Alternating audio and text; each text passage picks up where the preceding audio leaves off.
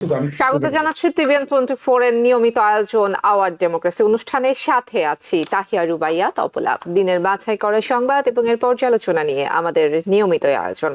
আলোচনার জন্য আজকে আমার সাথে অনলাইনে যুক্ত হয়েছেন ইউনিভার্সিটি অফ নর্থ ক্যারোলাইনার ডক্টর নকিবুর রহমান এবং আমার সাথে আরো যুক্ত আছেন ইউনিভার্সিটি অফ নিউ অরলিন্সের প্রফেসর ডক্টর মোস্তফা সারওয়ার। দুজন অতিথিকেই স্বাগত জানাচ্ছি আমাদের আজকের আলোচনায়। অনেকগুলো সংবাদ কিন্তু আজকে রয়েছে। ইউক্রেন যুদ্ধ থামাতে সৌদি আরবে আমেরিকা ও রাশিয়ার প্রতিনিধিদের বৈঠক 4.5 ঘন্টা পর শেষ হয়েছে। রাশিয়ার পক্ষ থেকে বলা হয়েছে বৈঠকে সব বিষয়ে গুরুত্বপূর্ণ আলোচনা হয়েছে, আর আমেরিকা বলছে এই বৈঠক একটি দীর্ঘ ও কঠিন কিন্তু গুরুত্বপূর্ণ যাত্রার প্রথম ধাপ।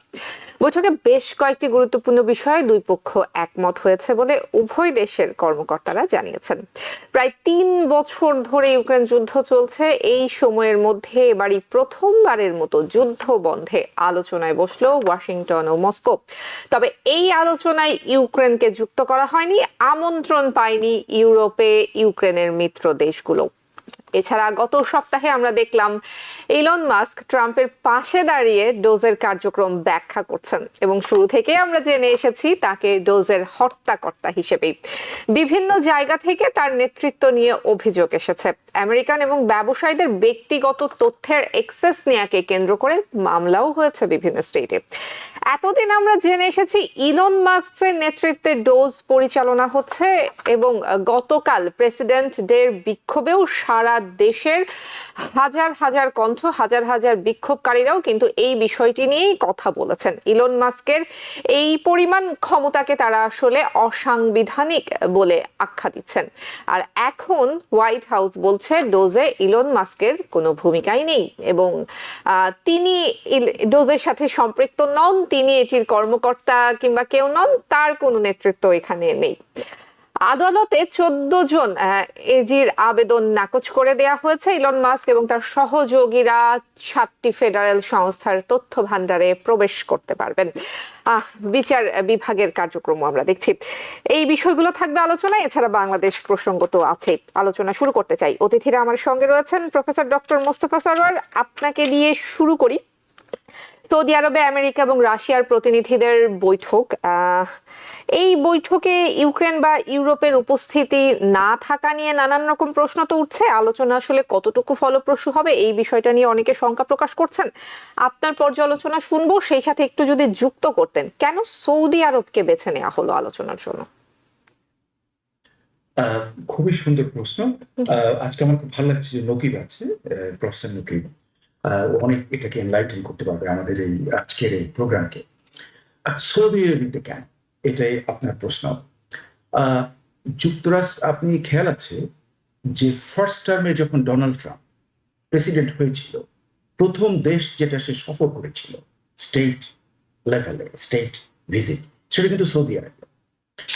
আবার সৌদি আরবিয়ার তার যে জামাই, তাকে কিন্তু $2 বিলিয়ন দিয়েছে। $2 বিলিয়ন দিয়েছিল জাস্ট ফর মানে একটা ইনভেস্টমেন্টের বিষয়ে। আচ্ছা, তারপরে এখন বর্তমানে থেকে সৌদি আরব থেকে ডোনাল্ড ট্রাম্প হয়তো সম্ভবত 600 বিলিয়নের মতন কিংবা তারও বেশি, কিংবা হয়তো একটু কম হতে পারে, এটা সে পাওয়ার চেষ্টা করছে আমেরিকাতে সাউদি ইনভেস্টমেন্ট। কাজে বোঝা যাচ্ছে যে সাউদি ক্রাউন প্রিন্সের সঙ্গে তার দারুণ বন্ধুত্ব। আমি এটাকে বলবো যে ধনী ধনী মাসুত ভাই, মানে দুজনেই বিশাল ধনী। তার তো হলো মানে বিশাল ধনী সৌদি যুবরাজ, তার তো অ্যাসেটের কোনো সীমা নেই, কারণ যেটা সোভরেন ফান্ড সেটা তার কন্ট্রোলে। আর এদিকে ডোনাল্ড ট্রাম্পও ধনী, কাজে ধনী ধনী মাসুত ভাই। তবে যে সৌদি আরবিয়া লাস্ট কয়েক বছর ধরে আমি যেটা লক্ষ্য করেছি যে সে কিন্তু একটা খুব ডেলিকেট সম্পর্ক রেখে যাচ্ছে with all kinds of players. যুক্তরাষ্ট্রের সঙ্গে তার বন্ধুত্ব আছে, এমনকি ইসরায়েলের সঙ্গে তার সম্পর্ক আছে, রাশিয়ার সঙ্গে তার সম্পর্ক আছে, ভারতের সঙ্গে তার সম্পর্ক আছে, পাকিস্তানের সঙ্গে সম্পর্ক আছে। কাজে আমি মানে অনেকটা বিস্মিত হয়ে যাই যে সবার সঙ্গে কিন্তু একটা সে রিলেশনশিপ রেখে যাচ্ছে। এটাও হয়তো একটা ফ্যাক্টর হতে পারে। তবে আমার যেন মনে হয় যে Russia will feel comfortable in Saudi Arab. এটাও একটা অন্যতম উদ্দেশ্য হতে পারে। আর থার্ড হতে পারে যে ডোনাল্ড ট্রাম্প সৌদি আরবিকে খুব মর্যাদা করল, তাকে বিশ্বের ডিপ্লোম্যাটিক যে হয় দর কষাকষিতে একদম তাকে উঁচু পর্যায়ে নিয়ে এলো, একদম টপে নিয়ে আসলো। এবং এখানে যদি এটা সাকসেসফুল হয়ে যায় এই শান্তি চুক্তি অ্যান্ড সো অন, তাহলে it could even bring a Nobel prize. সেটাও হয়তো হয়ে যেতে পারে যদি শান্তি আসে। আমি যদি বললাম, কাজে সব দিক থেকে যেন আমার মনে হচ্ছে যে এই সব কনসিডার করে সে সৌদি প্রিন্সের সঙ্গে খাতির করার জন্য এবং সে এখানে শুরু করলো। আরো একটা ব্যাপার আছে যে তার মনে মনে আরো একটা ঘটনা আছে, আব্রাহাম যে ট্রিটি প্যাক্ট, ওটা আবার উনি চলে যেতে চাচ্ছেন এবং সেখানে তো সৌদি আরবিয়া ছাড়া কিছুতেই কোনো কিছু হবে না। কাজে আমার মনে হয় এই সমস্ত ফ্যাক্টরস কনসিডার করেই ডোনাল্ড ট্রাম্প, যিনি নিজের স্বার্থ ছাড়া কোনো কিছু করবেন না, উনি দেখছেন যে এটাই একটা ভালো, তাই উনি করছেন। জি, ডক্টর নকিবুর রহমান। জি, সরল ভাই সুন্দর করে কথা বললেন এবং অনেকগুলো বিষয় কভার করেছেন। তো আমি যেটা মনে করি ব্যক্তিগতভাবে, যে আমরা যদি দেখি যে ডেফিনেটলি ডোনাল্ড ট্রাম্প একজন খুব ভালো নেগোশিয়েটর, এটা এই ব্যাপারে কোনো সন্দেহের অবকাশ নেই। তিনি দীর্ঘদিন তার যেই ব্যবসায়িক সাফল্য এর অনেকটাই এসেছে রিয়েল স্টেট থেকে, এবং সেখানে রিয়েল স্টেট ব্যবসার মূল প্রতিপাদ্য বিষয় কিন্তু কিভাবে নেগোশিয়েট করা যায়। সো তিনি এ ব্যাপারে খুবই ভালো জানেন। সো তিনি সৌদি আরবে গিয়েছেন সৌদি আরবকে কিছুটা তাদের ইগোকে বুস্ট করার জন্য, এটা হলো মূল বিষয়। আমরা যদি দেখি যে মধ্যপ্রাচ্যে দুইটা বলয় রয়েছে, সৌদি আরব এবং আরব আমিরাতের একটা বলয়, আর একটা বলয় রয়েছে তুরস্ক এবং কাতার, তাদের একটা বলয়। এবং আমরা যদি দুইটা বড় ক্রাইসিস যেটা এখন বিশ্বে আমরা ডিল করছি, একটা হলো মধ্যপ্রাচ্যে গাজার যে গণহত্যা সেই বিষয়টি, এবং ইউক্রেনে যে যুদ্ধ। আমরা যদি গাজার যে সিজ ফায়ারটা হয়েছে এটা যদি আমরা দেখি, এখানে মুখ্য ভূমিকা পালন করেছে কিন্তু কাতারের নেগোসিয়েশনের ফলে কিন্তু এটা হয়েছে। এবং সিরিয়াতে বাশার আল আসাদের পতন যেটা হয়েছে, সেখানে মুখ্য ভূমিকা কিন্তু পালন করেছে তুরস্ক। সো ডোনাল্ড ট্রাম্প ক্ষমতাসীন হওয়ার সাথে সাথে আমরা যদি স্কোর রাখি, তাহলে তুরস্ক এবং কাতার ব্লক 1 এবং সৌদি আমিরাত ব্লক 0।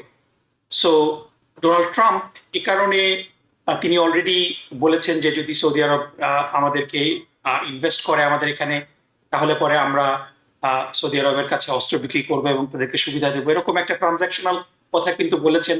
এবং সেটার সুবাদেই সৌদি আরব অলরেডি একটা বড় ধরনের ইনভেস্টমেন্টের প্রতিশ্রুতি দিয়েছে। কিন্তু সেটাই এনাফ না। সৌদি আরবের যে ইগো আছে, সেই ইগোটাকে একটু যদি কি বলা যায়, ম্যাসাজ করার একটা সুযোগ ডোনাল্ড ট্রাম্প পান।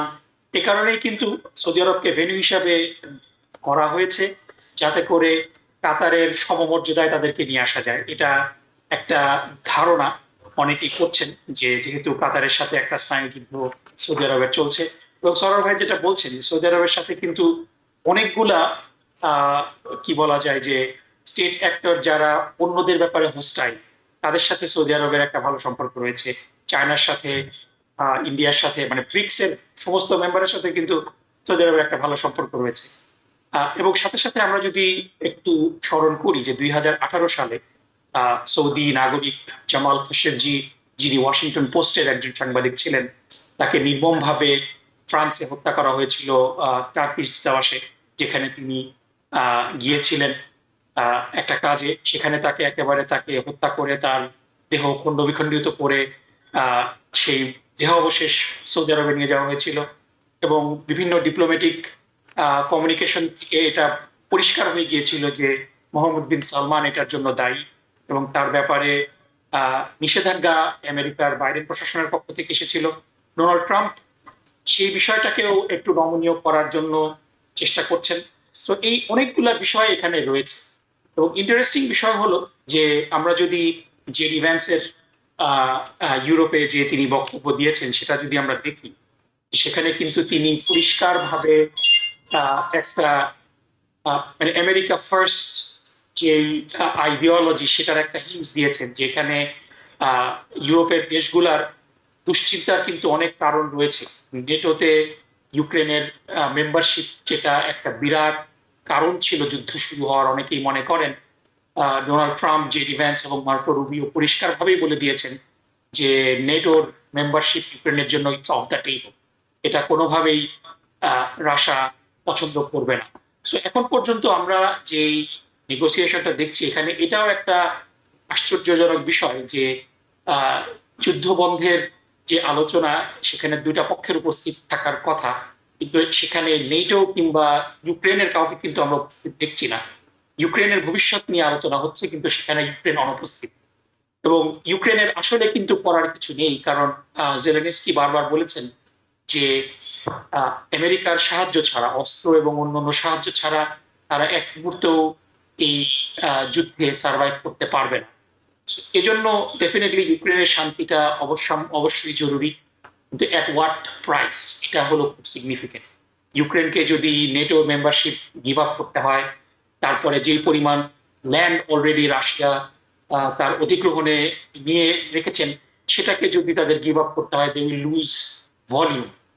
তো এই বিষয়গুলো রয়েছে। সো শান্তি তো আসতেই পারে, বাট শান্তির যে দামটা, এটা কতটুকু হবে? আমার মনে হয় না যে ইউক্রেনের এখানে খুব বেশি নেগোসিয়েশনের রুম রয়েছে, এবং একটা মানে এক পেশে সলিউশনের দিকেই হয়তো এটা যাবে। At the end of the day, যদি ডোনাল্ড ট্রাম্প ইউক্রেন এবং গাজা সমস্যার আপাত দৃষ্টিতে সমাধান করতে পারেন, তাহলে তিনি প্রেসিডেন্ট ওবামার যে লেগেসি ছিল, যে তিনি জিমি কার্টারের যে লেগেসি, যে মার্কিন প্রেসিডেন্ট হিসেবে শান্তি নোবেল শান্তি পুরস্কার পাওয়ার দিকে তিনি অবশ্যই এগিয়ে যাবেন, এবং এটা মনে হচ্ছে ডোনাল্ড ট্রাম্পের একটা বড় প্রায়োরিটি, এবং সেটা তিনি চেষ্টা করছেন। জি, ডক্টর নকিবুর রহমান, আপনি যেটা বলছিলেন সেটা সূত্র ধরেই আমি একটু ডক্টর মোস্তফা সরোয়ার আপনাকে আসলে একটু বলতে চাই, কিংবা আপনার কাছে আসলে একটু জানতে চাই। আমেরিকার পক্ষ থেকে কিন্তু আসলে আমেরিকার পররাষ্ট্রমন্ত্রী কিন্তু এরই মধ্যে একটু আভাস দিয়েছে যে নেটোর সাথে যুক্ত হবে না ইউক্রেন, তারপরে যেই ল্যান্ডটুকু অধিগ্রহণে রয়েছে রাশিয়ার, সেটিকেও আসলে তাদের ছেড়ে দিতে হবে। যদিও জেলেনস্কি বলছেন যে কিয়েভ ছাড়া আলোচনায় যেই সিদ্ধান্তই হোক সেটি তিনি মানবেন না, কিন্তু শেষ পর্যন্ত তা আসলে কিছু করার নেই, হয়তোবা তিনি মানতে বাধ্য হবেন। যেটি ডক্টর নকিবুর রহমান বলছিলেন যে আপাত দৃষ্টিতে হয়তো মনে হতে পারে যে হ্যাঁ, ট্রাম্প একটি সমাধান নিয়ে আসলেন, আসলেই কি এটা সমাধান কিনা? না, যে কোনো মানে কম্প্রোমাইজ, যে কোনো ট্রিটি, তাতে কিন্তু একটা পক্ষের যদি মানে অবস্থা খুব খারাপ হয়ে যায়, মানে একটা যদি রিজেন্টমেন্ট থেকে যায়, তাহলে কিন্তু সেটা অনেক সময় পরবর্তী পর্যায়ে এসে ভণ্ডুল হয়ে যায়। এটা কিন্তু আমরা ইউরোপে বারবার দেখেছি। ইউরোপের ম্যাপ কিন্তু অনেকবার পরিবর্তন করেছে, মানে একবার দুবার না, বহুবার ইউরোপের ম্যাপ পরিবর্তন হয়ে গেছে, যেখানে কোনো কোনো দেশ এক সময় ছিল, এখন নেই। হ্যাঁ, এরকম বেশ কিছু, এতে ওভার দ্য হিস্ট্রি এরকম আমরা বারবার দেখেছি। হ্যাঁ, আপনার খেয়াল আছে যে আমাদের সময়, আপনি অনেক ছোট, কিন্তু আমরা দেখেছি যুগোস্লাভিয়া ছিল বিরাট একটা দেশ, এবং টিটো ছিল বঙ্গবন্ধুর একজন বন্ধু। হ্যাঁ, তার ছেলেকে ওখানে পাঠিয়েছিল। এখন কোথায় সেই যুগোস্লাভিয়া? তো এই যে আমি বলছি, মন্টিনিগ্রো নামে একটা কান্ট্রি ছিল ফার্স্ট ওয়ার্ল্ডের আগে, তারপরে এটা চলে গেল, এখন আবার ব্যাক, মানে মন্টিনিগ্রো। কাজে এরকম ওখানে কিন্তু বারবার ম্যাপ, আমি ছোটখাটো কতগুলো এক্সাম্পল দিলাম, এটা মানে বারবার আপনি লক্ষ্য করে দেখুন যে আগে জার্মানি অনেক বিশাল ছিল, কিন্তু জার্মানির বিরাট অংশ সেটা এখন পোল্যান্ডে, আবার এক সময় পোল্যান্ড দুই ভাগ হয়ে গিয়েছিল। কাজে এটা ইউরোপে বারবার এটা চেঞ্জ হয়। কাজে আমি মনে করি যে যদি এই শান্তি চুক্তিতে একটা পার্টি অসন্তোষটাকে থেকে যায়, তাহলে হয়তো এই শান্তি চুক্তি কতদিন দীর্ঘস্থায়ী হবে, এবং ভবিষ্যতে এটা আবার আর একটা প্রবলেম ক্রিয়েট করে কিনা, যেটা আমরা দেখছি ইউরোপে খুবই, মানে এটা হচ্ছে, মানে প্রত্যেকটা বড় যুদ্ধ, বিশাল যুদ্ধ, তার কিন্তু কারণগুলো নেই। কাজেই আমরা দেখব যেটা কি হয়। তবে মানে আমি নকিবের সঙ্গে একমত যে ডোনাল্ড ট্রাম্প যেহেতু রিয়েল এস্টেটে, মানে বিশেষ করে ম্যানহাটন যারা রিয়েল এস্টেট ব্যবসা করে, ডোনাল্ড ট্রাম্পের বইয়ের মধ্যে অবশ্য কয়েকবার লিখেছে যে ম্যানহাটনে যারা রিয়েল এস্টেট করে তাদের মতো মানে সবচেয়ে আর কি মানে মানে নেগোসিয়েশনসে ওস্তাদ, কিন্তু ন্যাস্টি হতে হবে। মানে নেগোসিয়েশনসে কোনো নিয়ম কানুন নেই, মানে এমন হতে হবে you have to be hardcore মানে পারসন ইন দ্য ডিলিং। হ্যাঁ, সবকিছুই চল সেই ডিলিং, কাজে তার সেই ট্রেনিং রয়েছে। এই ট্রেনিং থাকার জন্য আমার যেন মনে হচ্ছে যে আমার বিশ্বাস যে তার ওই অভ্যাসটা আছে, যে জন্য আমি বলি যে এই যেটা প্রথম যে মিটিংটা হলো, তারপরে কিন্তু রাশিয়াও কিন্তু শিওর যে ডোনাল্ড ট্রাম্পের আসল উদ্দেশ্যটা কি। রাশিয়ান ওরা কিন্তু বলেছে, ওদের কিন্তু টেলিভিশন স্টেশনে বলেছে তারা খুশি, কিন্তু they don't understand what he is planning. কাজেই আমরা দেখবো যে কি হচ্ছে। তবে যেন মনে হচ্ছে যে নেগোসিয়েশনস এর ব্যাপারে ডোনাল্ড ট্রাম্পের দুটো ব্যাপার আছে। একটা হলো তার যে ট্রানজেকশনাল স্টাইল, হ্যাঁ, এবং আমি বলি উনি কিন্তু ওয়ালটন স্কুলে পড়েছেন, মানে ইউনিভার্সিটি অফ পেনসিলভেনিয়াতে। আমি কিন্তু ওখানে 4 বছর আমি ছিলাম, 4 বছর ওখানকার ভিজিটিং প্রফেসর অ্যান্ড অ্যাডজাংক্ট প্রফেসর ছিলাম ওই ইউনিভার্সিটি অফ পেনসিলভেনিয়া। ওখানে কিন্তু খুব ভালো ট্রেনিং হয় যে যে negotiations and all this things. Nash equilibrium নামে একটা জিনিস আমরা জানি। এই ন্যাশ ইকুইলিব্রিয়ামটা কি? এটা হলো অ্যাসিমেট্রিক্যাল নেগোসিয়েশনস, অ্যাসিমেট্রিক্যাল যেটা ব্যালেন্স করে, হ্যাঁ, সেটা ইকুইলিব্রিয়াম, এটা বলে অ্যাসিমেট্রিক্যাল ইকুইলিব্রিয়াম। এতে সে ওস্তাদ, যেহেতু সে ওয়ালটনে পড়াশোনা করেছে। কাজে আমার যেন মনে হচ্ছে যে সে খুব চালাক। সে নেগোসিয়েশনসে এমনি একটা করছে যে তার মনের ভিতরে কি আছে সেটা কিন্তু কেউই বুঝতে পারছে না। রাশিয়ানরাও বুঝতে পারছে না, ইউক্রেনও বুঝতে পারছে না, ইউরোপিয়ানরাও বুঝতে পারছে না। আবার দেখুন ওই মিটিং এর পরে বাইরে এসে যুক্তরাষ্ট্রের ডেলিগেশনের কথা হয়েছে, না ইউরোপকে বাদ দেওয়া হয়নি, ইউরোপ ইজ ফাইন। হ্যাঁ, এই যে জিনিসগুলো আমরা দেখলাম যে মানে চলছে, এবং এর যে কোথায় যে যায় সেটা কিন্তু প্রেডিকশন করা খুবই একটা কঠিন। খুবই কঠিন হয়ে যাচ্ছে। জি, একটু ইলন মাস্কের প্রসঙ্গে আসতে চাই। ডক্টর নকিবুর রহমান, আমরা তো শুরু থেকেই জেনে আসছিলাম যে ডোজের নেতৃত্ব দেবেন হচ্ছে ইলন মাস্ক, তিনি এটার হর্তাকর্তা। গত সপ্তাহেও দেখলাম যে তিনি ট্রাম্পের পাশে দাঁড়িয়ে এটার কার্যক্রমের বিবরণ দিচ্ছেন। বিভিন্ন জায়গা থেকে অভিযোগ আসছিল, ডেমোক্রেটদের মধ্যে থেকে অভিযোগ আসছিল, সাধারণ মানুষের মধ্যে থেকে অভিযোগ আসছিল ইলন মাস্ক তো নির্বাচিত নন, তাহলে তিনি কেন রাষ্ট্রের এত গুরুত্বপূর্ণ সিদ্ধান্ত নেবেন, এবং নানাবিধ বিষয় ছিল। অনেক মামলাও হয়েছে বিভিন্ন স্টেটে।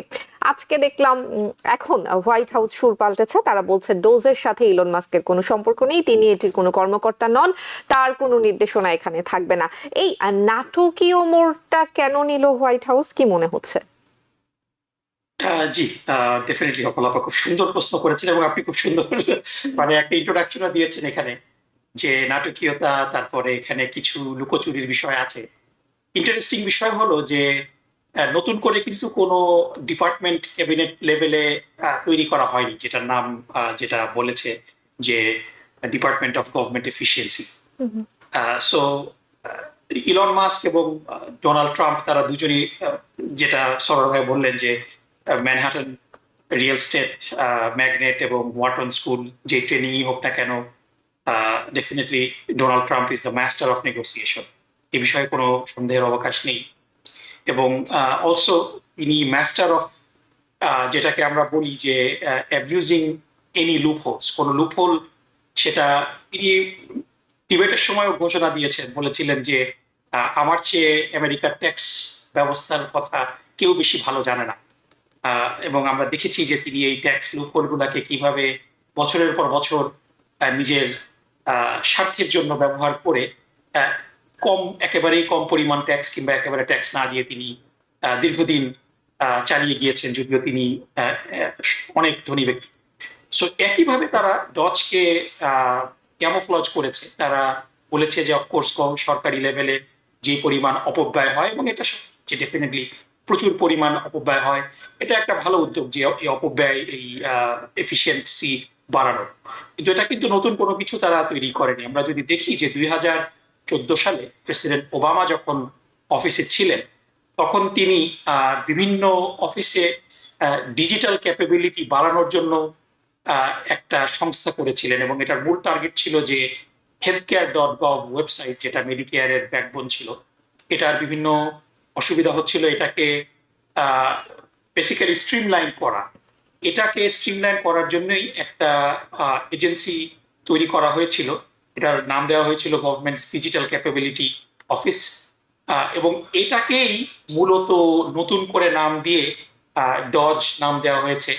এবং যেহেতু এটা কোনো ফর্মাল অফিস না, এবং এটা মূলত অফিস অফ ম্যানেজমেন্ট এবং বাজেটের আন্ডারে, কিন্তু এটা ঠিক আন্ডারেও না, যেহেতু এটা টেকনোলজি এবং সফটওয়্যার নিয়ে কাজ করে, গভর্নমেন্টের বিভিন্ন এজেন্সির উপরে এটার জুরিসডিকশন আছে।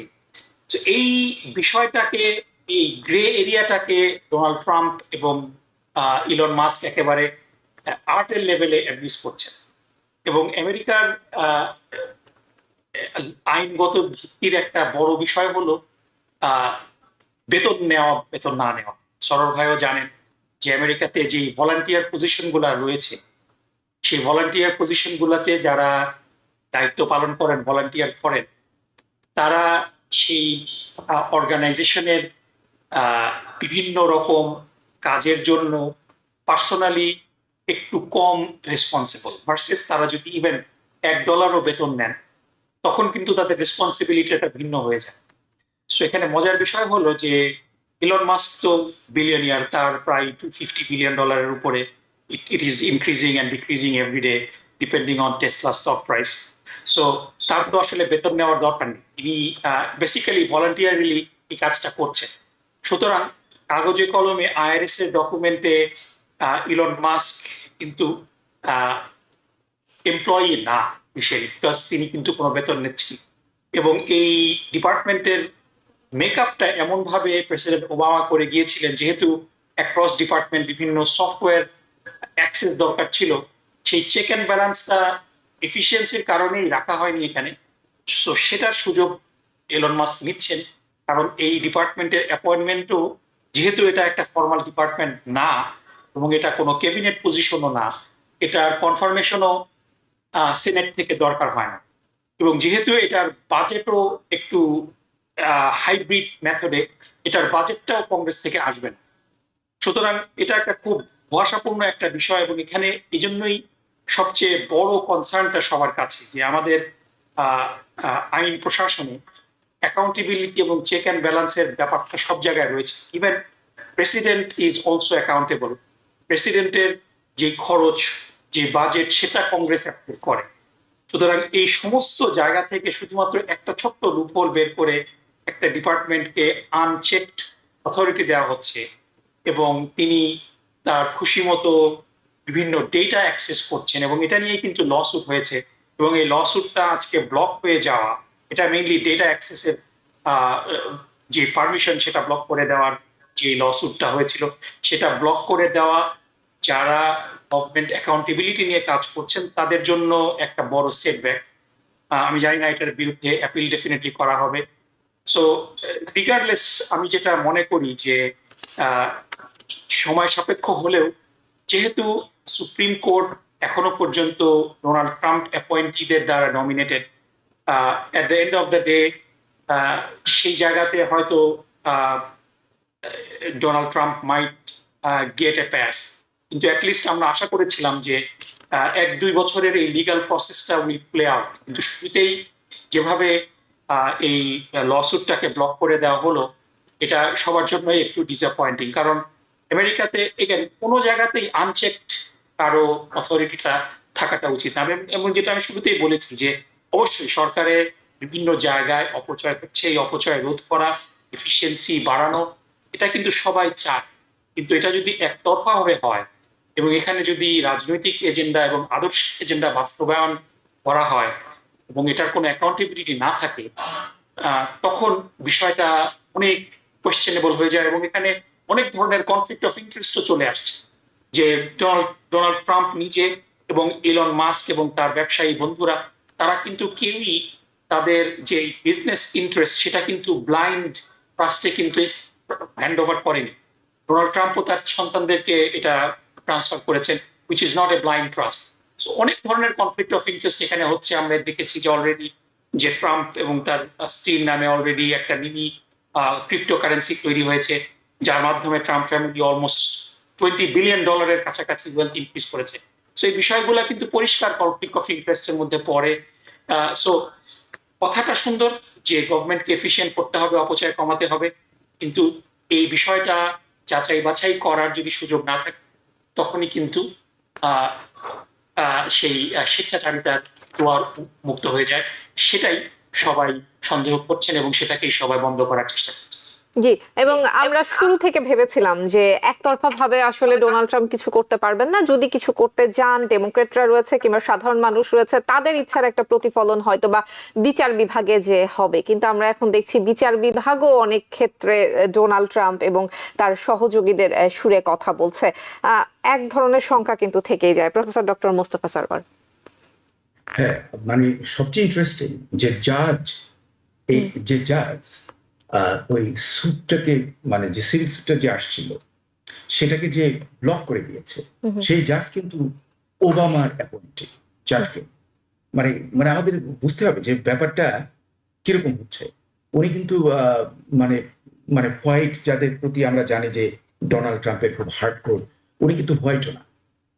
উনি অনেকটা মানে কি আপনি বলতে পারেন যে মিক্সড গায়ের রংটা একটু ইসে, কিন্তু মানে আমেরিকার ডেফিনেশন উনি পড়বেন কৃষ্ণাঙ্গ গ্রুপের ভিতরে। এবং উনি ওবামার অ্যাপয়েন্টেড, কিন্তু উনি কিন্তু ডোনাল্ড ট্রাম্পের পক্ষে ভার্ডিক্ট দিলেন। এখানে আমি নকিব যে একটা কথা বলেছি খুবই গুরুত্বপূর্ণ, যে একটা যে অর্গানাইজেশন করেছিল ডিউরিং ওবামা, ওখানে যে মহিলা ছিলেন ইনচার্জ, তারও কিন্তু কোনো মানে আর কি যে রেগুলার যে অ্যাপয়েন্টমেন্ট হয়, হ্যাঁ, প্রেসিডেন্ট নমিনেট করে, সেনেটে গিয়ে সেটাকে করে, তা হয়নি। কিন্তু ওই মহিলা যে ক্ষমতা ব্যবহার করতেন সেটা ছিল আউট অফ প্রপোর্শন, মানে একদম মানে সিনিয়র ক্যাবিনেট লেভেলে তার পাওয়ার ছিল। কাজে ডোনাল্ড ট্রাম্প এবং তার company they are following the same thing, তারা ওটা কি ব্যবহার করছে। তবে যে এর আমরা যেটা ভাবছি যে এতে মানে কি ডেমোক্রেটিক পার্টি কিংবা অন্যান্য যে গ্রুপগুলো আছে, American civil liberties union and such, এদের যে বিভিন্ন করছে, কেসগুলো করছে, সেই কেসগুলোতে আমি কিন্তু মানে নকিবের সঙ্গে একমত, এটা আদৌ টিকে কিনা। কারণ অ্যাপিল হয়ে হয়ে এটা যেখানে যাবে ফাইনালি, যেটা সুপ্রিম কোর্ট, সেখানে কিন্তু ব্যালেন্স 6-3।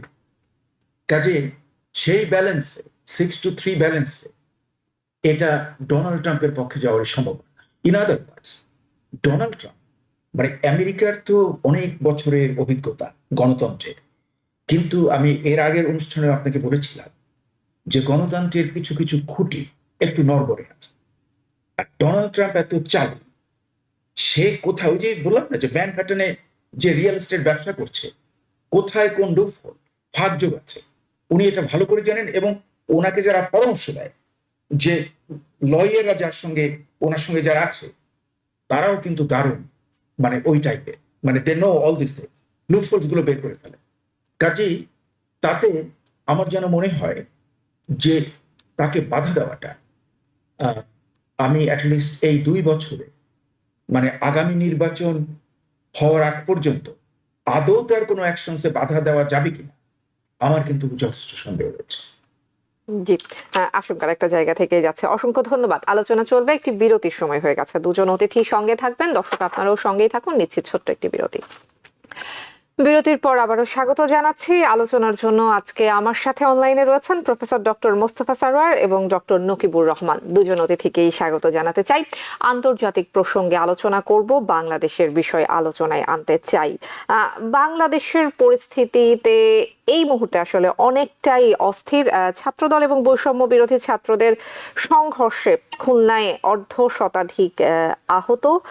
বাধার মুখে একের পর এক সাংস্কৃতিক অনুষ্ঠান বন্ধ হচ্ছে, বসন্ত উৎসব বন্ধ হয়ে গেছে, নাট্য উৎসব বন্ধ হচ্ছে, জায়গায় জায়গায় মব চলছে, বই মেলায় আমরা সংঘর্ষ দেখছি। প্রফেসর ডক্টর মোস্তফা সরওয়ার, আপনাকে দিয়ে শুরু করি। ক্ষমতার দখল নিয়ে এক ধরনের অস্থিরতা, মব রাজনীতির কথা যদি বলি, খুব করে ছেয়ে গেছে পুরো বাংলাদেশে। আইন শৃঙ্খলা বাহিনীর কোনো নিয়ন্ত্রণ নেই পরিস্থিতির ওপরে। বর্তমানে অন্তর্বর্তীকালীন যে সরকার রয়েছে, এটি কি অন্তর্বর্তীকালীন সরকারের ব্যর্থতা নাকি তাদের মদদেই এগুলো হচ্ছে? এটা আমরা বলতে পারবো না। আমার কাছে কোনো নেই যে এটা কি তার মদদ আছে কি মদদ নাই। এই ব্যাপারে কিন্তু বিভিন্ন রকমের ইন্টারপ্রিটেশন রয়েছে, কিন্তু ওভারঅল যে অ্যাকশনস গুলো হচ্ছে তাতে কিন্তু অন্তর্বর্তী সরকারের যে সুনাম ক্ষুণ্ণ হয়ে যাচ্ছে, সুনাম আর থাকছে না। তার কারণ যে একটা গভর্নমেন্ট, তারকে যদি আপনি বলেন সেটা ডিসফাংশনাল গভর্নমেন্ট, যে শান্তি শৃঙ্খলা দিতে পারে না জনগণকে, সেটা হলো সবচেয়ে বড় ফান্ডামেন্টাল। মানে আপনি যুক্তরাষ্ট্রই লক্ষ্য করে দেখুন যে এরা কিন্তু দুটো জিনিস, একটা হলো শান্তি শৃঙ্খলা আর একটা এক্সটার্নাল আক্রমণ থেকে দেশকে, এই দুটো হলো মোস্ট ফান্ডামেন্টাল। তো এখানে আমরা দেখছি যে চারিদিকে কিন্তু মবক্রেসি চলছে, এবং মানে এটার কিন্তু কোনো মানে থামানো যাচ্ছে না। তার কারণ এই যে বৈষম্য বিরোধী ছাত্র আন্দোলনের যে লোকজন আছে, আমরা যদি তাদের কনস্ট্রাকশন দেখি, এটা কিন্তু ঢাকা বিশ্ববিদ্যালয়ের কেন্দ্রিক। হ্যাঁ, আপনি লক্ষ্য করে দেখি যে নামগুলো দেখছেন সবই প্রায় ঢাকা বিশ্ববিদ্যালয়ের, এর বাইরে নেই। মানে মনে হচ্ছে যে ওরা যেটা করবে জোর করে করছে অনেক জায়গায় মবক্রেসি টাইপের, এবং তাতে তারা চাচ্ছে পুলিশ তাদেরকে প্রোটেক্ট করবে। অন্যরা কেউ বাধা দিলে ওরা পুলিশ এবং অন্যদেরকে ডেকে, যেহেতু ওরা সরকারে আছে, সরকারের ক্ষমতাকে ব্যবহার করে ওরা দিব্যি সবকিছু করে যাবে, কিন্তু অন্য কেউ করতে আসলে সেখানে একটা অসুবিধা আছে। এটাকে আমি পুরো স্বৈরতন্ত্র বলবো না, কিন্তু it is an ingredient of স্বৈরতন্ত্র। যে কোনো একটা স্বৈরতান্ত্রিক গভর্নমেন্টের যে ক্যারেক্টারিস্টিক্স গুলো থাকলে তাকে আমরা ডিফাইন করি এটা একটা স্বৈরতান্ত্রিক গভর্নমেন্ট। বর্তমানে ডক্টর মোহাম্মদ ইউনূসকে আমি দারুণ শ্রদ্ধা করি, কিন্তু দুঃখের সঙ্গে বলতে হয় যে ঘটনাগুলো ঘটছে তাতে যেন মনে হচ্ছে যে ওই ইনগ্রেডিয়েন্ট গুলো রয়েছে যেখানে মবক্রেসি চলবে। হ্যাঁ, কারণ আমি মনে করি, যেমন ধরুন আমি খুলনা বিশ্ববিদ্যালয়ের এক্সাম্পলটা দিচ্ছি। খুলনা বিশ্ববিদ্যালয় দুই পক্ষ মারামারি করেছে এবং তার বিভিন্ন পত্রিকাতে বিভিন্ন রকমের ভাষণ আসছে। I am not going to get into that. কিন্তু ওখানে যারা রামদা চাপাতি নিয়ে আসছে তাদের ব্যাপারে আমি একদম মনে করি যে সরকারের খুব কঠোর ভাবে তাদেরকে সাজা দেওয়া উচিত। এটা হলো গভর্নমেন্টের।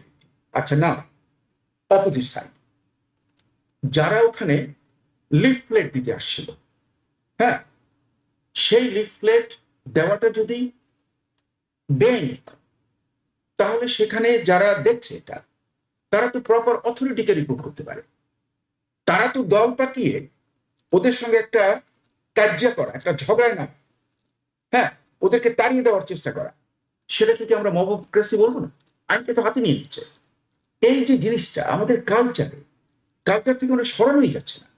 ছাত্রলীগ যেটা করেছে আন্ডার দ্য টাটিলেজ একটা স্বৈরতান্ত্রিক সরকারের আন্ডার, তারা যাচ্ছে তাই করেছে। আমি এটা কেন আমি এক্সাম্পল দিলাম, তখন দেখেন যে তাদের বিরক্ত কাকে বলে। ওরে বাপ রে বাপ, ওদের জ্বালায় কিন্তু কোথাও কেউ থাকতে পারবে না। এখন কোথায়? এখন তো সব ভাগবত। তাহলে এই ভাগবত আর আগের ওর সর্দার পার্থক্যটা কি?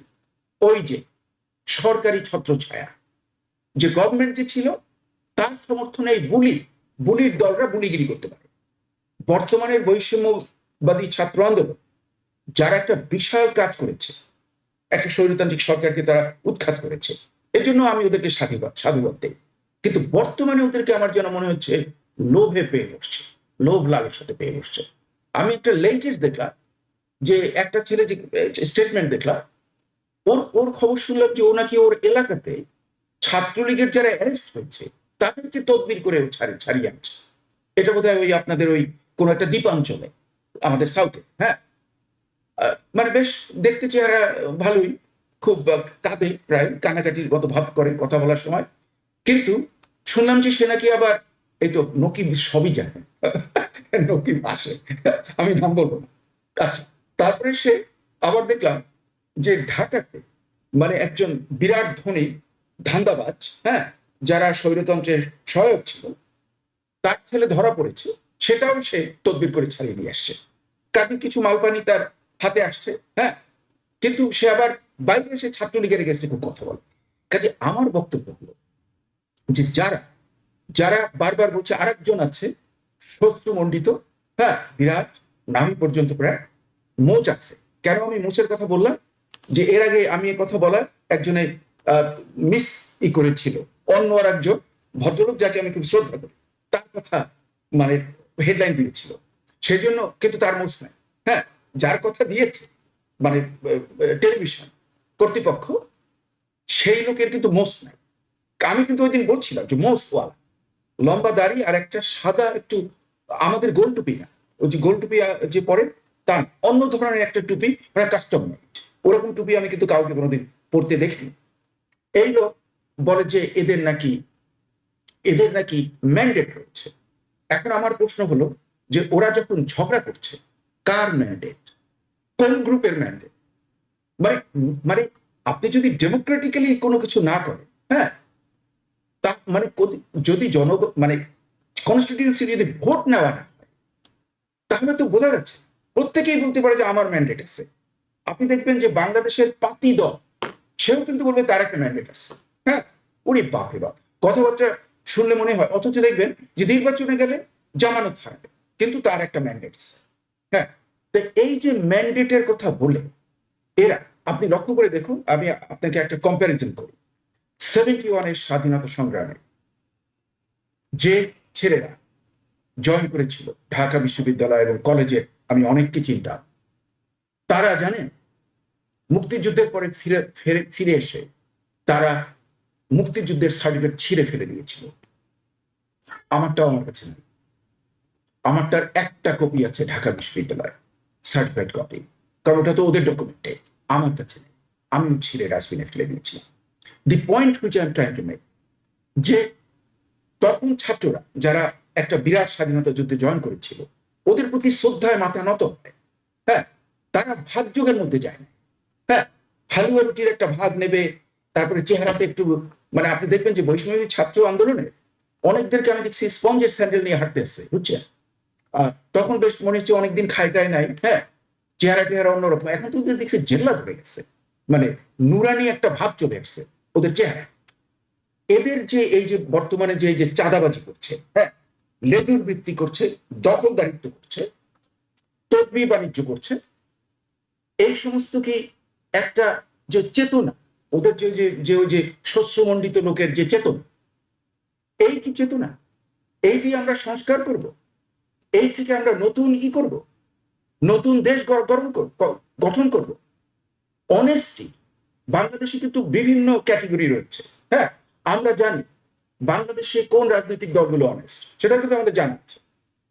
কাজে মানে আমি আমার জানা মতে যে এক্সিস্টিং পলিটিক্যাল পার্টির কেউ যে অনেস্টি দেখিয়েছে, তার ধারতেও এগুলো কিন্তু যেতে পারে না, এই বৈষম্যবাদী ছাত্র আন্দোলনের এই লোকগুলো। কাজে আমার জানা মনে হচ্ছে যে ওদের কাণ্ড কারখানা এখন যেহেতু বাধার সৃষ্টি হচ্ছে, বাধাতে দেখেন ওরা ডাকে কাকে? পুলিশকে ডাকে। হ্যাঁ, ছাত্রলীগ যেমন করতো তাই ওরা করছে এই বৈষম্যবাদী ছাত্র আন্দোলন। কাজে আমি মনে করি যে খুলনার ব্যাপার নিয়ে ওদের একটা শিক্ষা হওয়া উচিত, যে আমরা যদি পুরো দেশব্যাপী মবক্রেসি করি, তাহলে পাবলিক কিন্তু আমাদেরকে বাধা দেবে, এবং বাধা দিলে তারা কিন্তু ওই ধরনের বাজে জিনিস নিয়ে আসতে পারে, যেটাকে আমি কন্ডেম করি কঠোর ভাষায়, কিন্তু এটা হতে পারে। কাজে এই জন্য ওদের বাড়াবাড়িটাকে প্রথম বন্ধ করা উচিত, ওদের লেখাপড়ায় চলে যাওয়া উচিত, they should go back to study. এদের মধ্যে আমি বলি যে একটা বিরাট অংশ ক্লারিক্যাল জবের উপরে উঠতে পারবে না, কিন্তু ওরা চাচ্ছে লাইসেন্স পারমিট বর্তমানে, এই দলাদলি করে। কারণ ওরা জানে তো, আপনি জানেন যে দেশব্যাপী যে অ্যাপয়েন্টমেন্ট গুলো হয়েছে, তাতে কিন্তু ওদের অনেক মালপানি উপার্জন হয়ে গেছে। হ্যাঁ, এবং ওরা বলছে এটা একটা ইজি ইনকাম। হ্যাঁ, এমনি তো পরীক্ষা দিয়ে, বৈষম্যহীন পরীক্ষা দিয়ে ভালো করে একটা ভালো জব পাও, এটা তো কঠিন ব্যাপার। হ্যাঁ, সেটা পাবে না বলেই এই ছেলেগুলো অল্প সংখ্যক, আপনি যদি ওখান থেকে মানে বিএনপির জাতীয় ছাত্রদল, আপনি যদি শিবির এবং বামপন্থীদেরকে আপনি বাদ দিয়ে দেন, তাহলে কিন্তু ওই যে বলে না যে লোম বাঁচতে কম্বলের শেষ, ওরা চামড়ার কম্বল হয়ে জি যাচ্ছে। আমরা একদম শেষের দিকে চলে এসেছি। জি মোস্তফা সরোয়ার, একটু সংক্ষেপে শুনুন। না, আমি শুধু আর একটা সেন্টেন্স বলবো, যে দেশের মঙ্গলের জন্য মবক্রেসিটাকে অবিলম্বে বন্ধ করা উচিত, যাতে ইউনূস গভর্নমেন্ট মাথা ঠান্ডা করে তারা একটা ভালো কাজ করতে পারেন। উনি কিন্তু দুইটা ভালো কাজ করেছেন এই গত 2 দিনে, আমি অ্যাড করব। উনি করেছেন কি, যে আমাদেরকে আগে পাসপোর্টের জন্য পুলিশ ভেরিফিকেশন প্রয়োজন হতো, এটা এখন দরকার হচ্ছে না। জি বিশাল ব্যাপার। জমি ওয়ারিশনের জন্য উনি একটা আইন চেঞ্জ করেছেন। আমি মনে করি যে এগুলো দারুণ ভালো জিনিস, এটা এই 53 বছরে কেউ করেনি। তারপরে এনআইডি কার্ডের জন্য যে কতগুলো ধান্দাবাজি ছিল, ওটাকে উনি বন্ধ করে দিয়েছেন। কাজে আমি মনে করি যে ওনাকে একটু ঠান্ডাভাবে কাজের সুযোগ দিলে উনি করতে পারেন। তবে হয় কি, উনি অনেক সময় আবেগপ্রবণ এবং ভালো কথা বলেন, মানুষকে ভালো চোখে দেখেন। এই জন্য হয় কি, উনি অনেক সময় প্রশংসা করতে গিয়ে একটু অতিরিক্ত হয়ে যায়। হ্যাঁ, সেটাকেই আমরা অনেক সময় অনেক সমালোচনা করি। জি ডক্টর মোস্তফা সরোয়ার, অসংখ্য ধন্যবাদ। ডক্টর নকিবুর রহমান, খুব সংক্ষেপে শুনবো। অনেক অস্থিরতা চলছে বাংলাদেশে। সাধারণ মানুষ আসলে আওয়ামী লীগ, বিএনপি, জামাত, শিবির এসবের কিছুই বোঝে না। সাধারণ মানুষ শান্তিতে থাকতে চায়, সুশৃঙ্খল পরিস্থিতি চায়। তারা বলছে আগে আওয়ামী লীগ নির্যাতন করতো, এখন অন্য দল নির্যাতন করে, দ্বিতীয় পক্ষ, তৃতীয় পক্ষ, আরো অনেক পক্ষ নির্যাতন করে। এই নির্যাতনের রাজনীতি এবং ডক্টর মোস্তফা সরোয়ার যেটি বলছিলেন, এই হালুয়া রুটি খাওয়ার রাজনীতি বন্ধ করার উপায় কি? খুব অল্প সময় তো এটা বলা একটু কঠিন আপলাপা। তারপর সরোয়ার ভাই খুব সুন্দর করে কথা বলছিলেন। আমি সরোয়ার ভাইয়ের অধিকাংশ কথার সাথেই একমত পোষণ করি, কিছু অংশের সাথে দ্বিমত আছে, কিন্তু এটা ইলাবোরেট করার আজকে সময় নেই। আমি মোটা দাগে খুব সংক্ষিপ্ত সময়ের মধ্যে যেটা বলতে চাই, যে এই সরকারে যিনি দায়িত্বপ্রাপ্ত ডক্টর মোহাম্মদ ইউনূস, তার সিনসিয়ারিটির কোনো অভাব নেই, তিনি চেষ্টা করে যাচ্ছেন। কিন্তু সমস্যাটা হচ্ছে যে এই ব্যুরোক্রেসি এবং যে একটা ভঙ্গুর অর্থনীতি এবং ভঙ্গুর প্রশাসন তিনি ইনহেরিট করেছেন, এটাকে একদিনের মধ্যে ওভারনাইট চেঞ্জ করে ফেলার জন্য যে ম্যাজিক ওয়ান ডক্টর মোহাম্মদ ইউনূসের থাকা দরকার, সেটা তো তার কাছে নেই।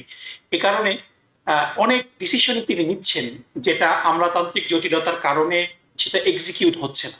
এবং এখানে যদি আমরা একটু খতিয়ে দেখি, প্রশাসনে কিন্তু রন্ধ্রে রন্ধ্রে এখনো সাবেক স্বৈরাচারী সরকারের অনুগত ব্যক্তিরা বিভিন্নভাবে বিভিন্ন সময় খোলস পাল্টে রয়ে গিয়েছেন এবং সাবোটেজের চেষ্টা করছেন। সো এই জন্য ডক্টর মোহাম্মদ ইউনূসের প্রশাসনকে সবার সহযোগিতা করা দরকার।